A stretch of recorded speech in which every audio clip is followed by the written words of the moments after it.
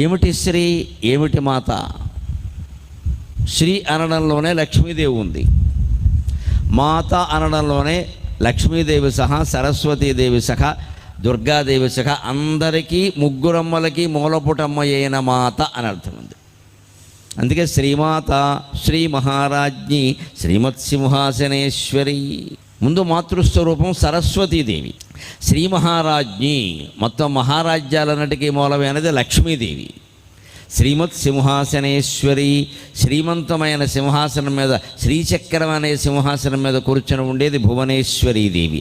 ఆవిడే మన దుర్గాదేవి, ఆవిడే మన కన్యకా పరమేశ్వరీదేవి. ఈ మూడింటిని కలిపి ఒక్క నామంలో శ్రీమాత్రే నమః అన్నారు. శ్రీమాత, శ్రీ మహారాజ్ఞి, శ్రీమత్సింహాసనేశ్వరి, చిదగ్నికుండ సంభూత, దేవకార్య సముద్యత. లలితా సహస్రంలో మొట్టమొదటి నామమే శ్రీమాత్రే నమః.